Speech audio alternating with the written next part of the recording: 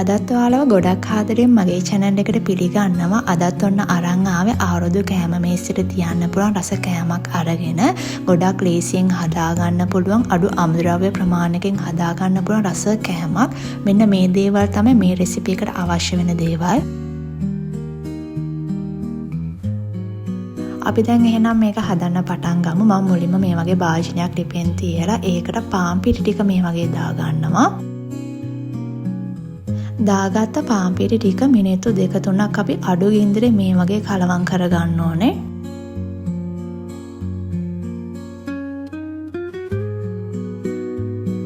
මිනිත්තු 2-3ක් මේ වගේ කලවම් කරගත්තට පස්සේ මම දැන් මේකට ගී එකේ මේස ඇඳි දෙකක් එකතු කරලා හොඳට කලවම් කරගන්නවා. ගී නැතුව බටර් උනක් දාලා මේ රෙසිපි එක හදන්න පුළුවන්. හැබැයි ගී දාලා හැදුවම මේක ගොඩාක් රසයි. ඒ නිසා ගී දාලා මේක හදන්න බලන්න. අපි මුලින්ම ගී මේස ඇඳි දෙකක් දාලා කලවම් කරගත්තට පස්සේ ආයෙමත් දැන් තව ගී මේස ඇඳි දෙකක් දාලා මේ විදිහට කලවම් කරගන්නවා. මේ වෙලාවේදී ගින්දර අඩු කරලා තමයි තියෙන්න ඕනේ. මුලින්ම අපි තියෙන ඒ ගින්දර ප්‍රමාණයම මේ වෙනකනුත් තියාගන්න. මේ වගේ දැන් හොඳට කලවම් කරගත්තට පස්සේ දැන් මේ මිශ්‍රණය තියෙන්නේ මෙන්න මේ විදිහට.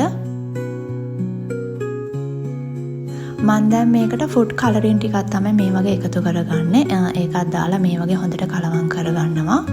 කලරින් එකතු කරගත්තට පස්සේ මිනිත්තු 7-8ක් අපි මේ වගේ අඩු ගින්දරේ මේක කලවම් කර කර තියාගන්න ඕනේ. දැන් ඔන්න මගේ මිශ්‍රණය හරි. මම දැන් මේක ලිපෙන් බා ගන්නවා. ලිපෙන් බාගත්ත අපේ මේ මිශ්‍රණයට මම දැන් එකතු කරගන්නේ පවුඩර් කරගත්ත සීනි ටික. දැන් මේකට එකතු කරගන්නේ කරදමුංගු 5ක් තාලලා ඒ වගේම ලුණු ටිකක් එකතු කරලා මේ විදිහට හොඳට මේක කලවම් කරගන්නවා. මේ ටික හොඳටම කලවම් වෙන්න ඕනේ. ඒ නිසා හොඳටම මේ වෙලාවේදී මේ වගේ කලවම් කරගන්න. අපි දැන් මේකට දාගත්ත පවුඩර් කරගත්ත සීනි, ලුණු, තලාගත්ත කරදමුංගු මේ ටික හොඳට කලවම් වුණාට පස්සේ අපි මේක ආයෙමත් ලිපෙන් තියාගන්නවා. අපේ මේ මුළු රෙසිපි එකටම අවශ්‍ය වෙන්නේ ගී මේස ඇඳි 6යි. ඔන්න දැන් මම මේ එකතු කරගන්නේ අන්තිම ගී මේස ඇඳි 2. මේ විදිහට ඒකත් දාලා හොඳටම මේ කලවම් කරගන්න ඕනේ.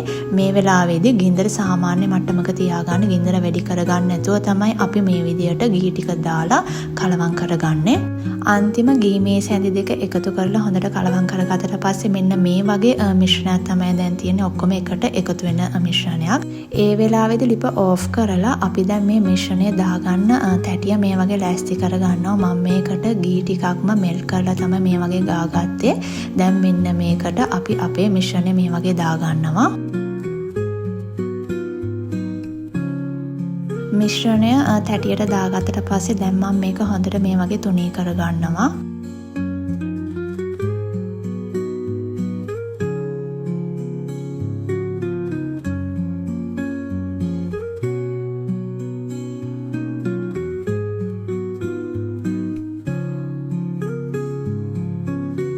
තැටියට දාලා මේ වගේ හොඳට තුනී කරගත්තට පස්සේ මම දැන් මේක උඩින් දාගන්නේ කුඩු කරගත්ත කජු ටිකක්.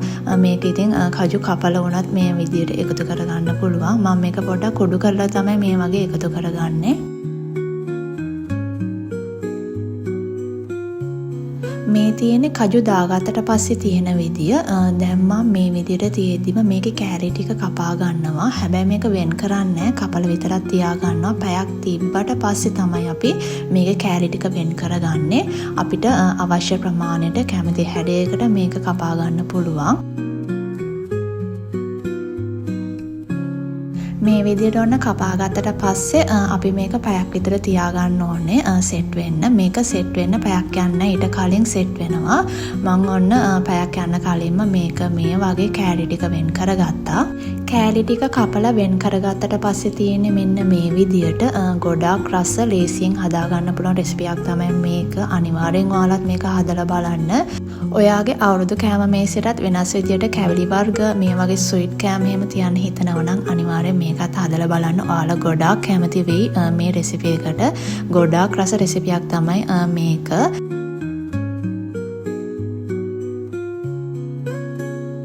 අද මගේ වීඩියෝ එක බලපු ඔයාලා හැමෝටම ගොඩාක් ස්තුතියි. ඉක්මනින්ම එහෙනම් තවත් ලස්සන වීඩියෝ එකක් අරන් එන්නම්. එතකන් ඔයාලා හැමෝටම සුබ දවසක්.